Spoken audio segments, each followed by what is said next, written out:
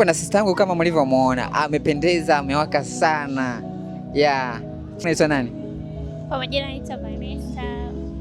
Umependeza sana. Okay, natumaini leo umejumuika katika hili tamasha, umejifunza vitu vingi sana. Ni kitu gani ambacho kimekuvutia hasa siku ya leo? Vilivyonivutia ni vingi, mafundisho ni mazuri, tumeyaelewa na kila kitu ambacho tumefundishwa tunaamini tutatendea kazi.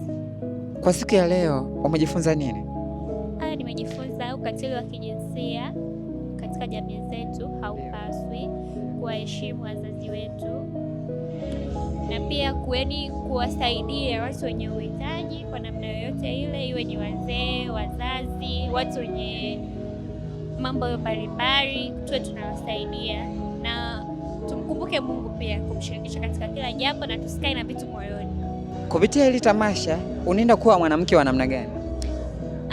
Kwa mafundisho niliyopata leo naweza nikaa katika jamii hii ya saizi, mambo ni mengi, vitu ni vingi, vishawishi. Kwa hiyo kwa jinsi nilivyojifunza katika tamasha hili ni jinsi gani ya kuviepuka hivyo vyote ambavyo tumefundishwa, na ninaamini nitafanyia kazi kwa jinsi ambavyo tumejifunza.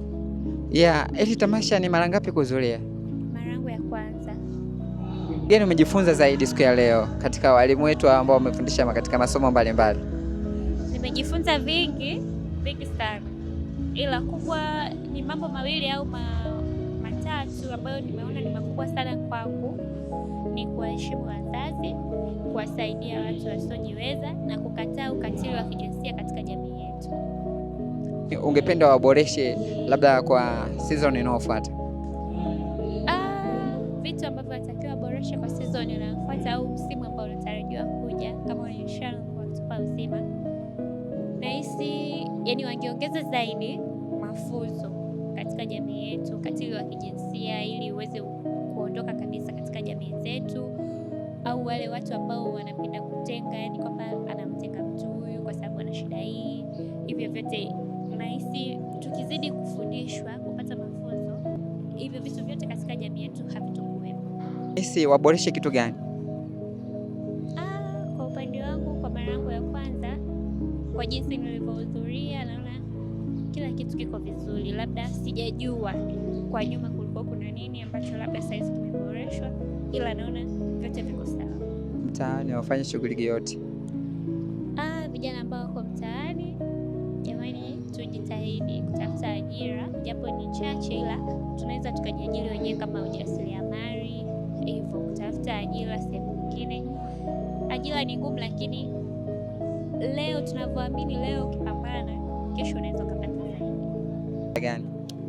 Mimi biashara ninayofanya, nipo katika duka lipo hapa Tunduma, maeneo ya mtaa wa Sikanyika. Tunajihusisha na uuzaji wa decoration, vyombo, kila kitu. Duka letu linaitwa First Choice. Kwa hiyo karibuni sana. Je, wakitaka kukupata wanakupataje?